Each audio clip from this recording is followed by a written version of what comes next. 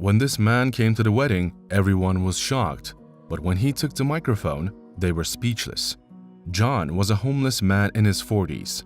The only thing he remembers was waking up in a hospital about 5 years earlier. He didn't even know his name, but the people at the hospital called him John, so he went by it. In the hospital, he was told he was found barely alive on the side of the road. It seemed he was flung out of a car that ended up crashing and burning at the bottom of a cliff, and every other person in the vehicle died but him. The other people in the vehicle were all men, and there was no further explanation to their connection.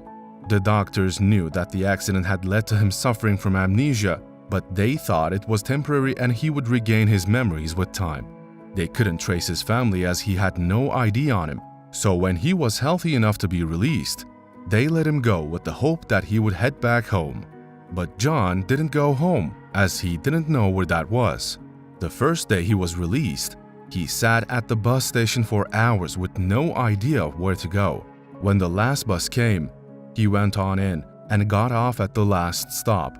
That was where he met Ray, who found him roaming the streets. Ray had asked him if he needed a place to sleep, and when John responded that he did, he took him to a hub of homeless people not far from the bus station. John was surprised to see several tents in one place and was glad at how welcoming the people were. He was asked questions, but he didn't have answers to them. But that didn't stop them from giving him a place to sleep. As time went by, he became accustomed to the ways of the living like a homeless person. Ray showed him how to get the basic needs he required, and he was content with how his life went. But there was always something nagging at the back of his mind. He needed to know what his life was like before the accident, but it didn't come back to him. There was one thing John remembered. It was a song. He didn't remember where he heard it, but it always brought him comfort whenever he sang it. He had sung the song every night since he got to the homeless hub, and soon he was known as John the Singer. On nights when they needed to be entertained, they called him to sing, but he sang only that song and they soon grew tired of hearing it. One day, John and Ray were scavenging for food, and they stumbled upon a place where loud music was being played. John stopped to listen, and soon he was singing along.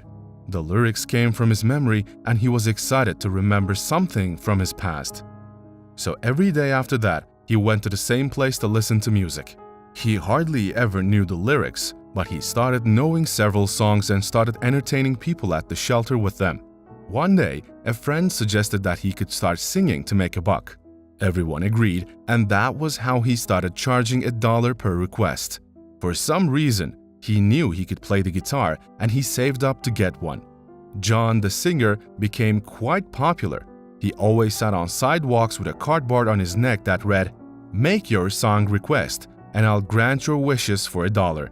John always took his earnings to the shelter for them to be shared. It seemed like John was comfortable with his new life, but there was still that question about his past. Just on the other side of the country, a couple was planning their wedding. Ryan and May had gone above and beyond to ensure their wedding was perfect. They had delayed the wedding ceremony for years to have their fairy tale wedding. They got designer outfits and even planned a destination wedding as it was all part of their dream. But as the wedding day came closer, May started feeling sad.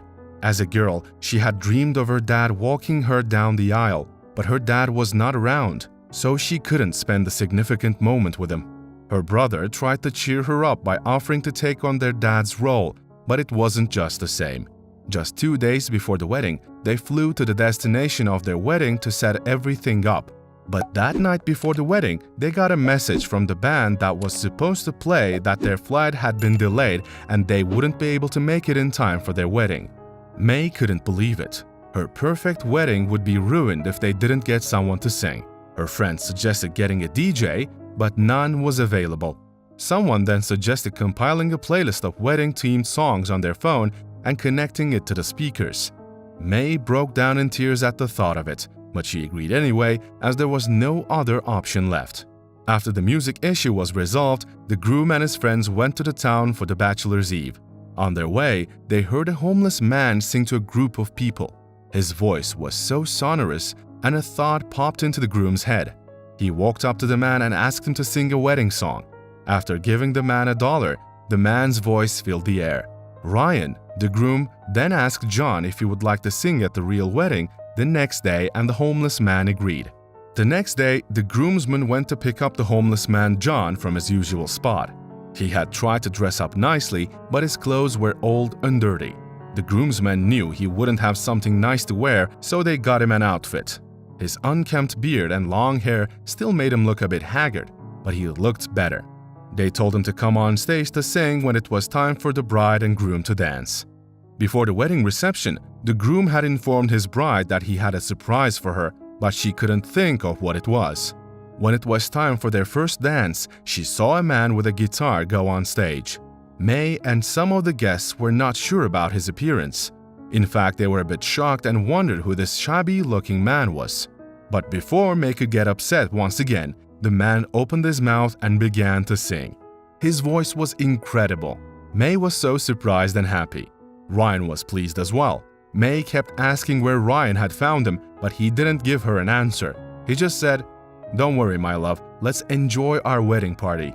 After John sang the first song, the people requested more. The first song that came to his mind was the song he remembered from his past, the only song he initially sang at the shelter. When he took the microphone and began to sing, the bride suddenly stopped dancing. She looked at the homeless man closely and said, "Dad?" She had asked because her dad had composed this song for her. They had both sung it a lot when she was younger. Everyone in the wedding hall was confused, but she moved closer and a glint of recognition showed in her eyes. She rushed to hug him and burst into tears. Her mother and brother also walked up to the stage to confirm what she had said. When they found out it was true, they also hugged him. John was confused, but as they hugged him, he began seeing pictures of their faces in his memory, especially that of his wife. Ryan didn't know what to make of the situation, but when May ran over to hug him, he knew he had made the best decision by inviting the homeless man to sing at their wedding. John, whose real name was Jake, had been in a band. The band did fairly well and got invited to perform shows. The year he went missing, the band had been invited to put on their biggest show, an event that was happening in a different state. He and his bandmates had been so excited to go, but to cut costs, they decided to go by car. On their way to the show, the car crash happened, and everyone thought they had all died. John couldn't believe he still had a family. It took him some time for him to recover all of his memory, but as he spent more time with his family, the memories trickled in bits and drops. Keeping his new name, John also kept his friends at the shelter. He visited them often to show his appreciation with gifts and food. John also continued to do what he does best and performed at several events whilst also creating new memories with his daughter and the rest of his family. What do you think of John's story? Share your thoughts with me in the comment section. See you next time.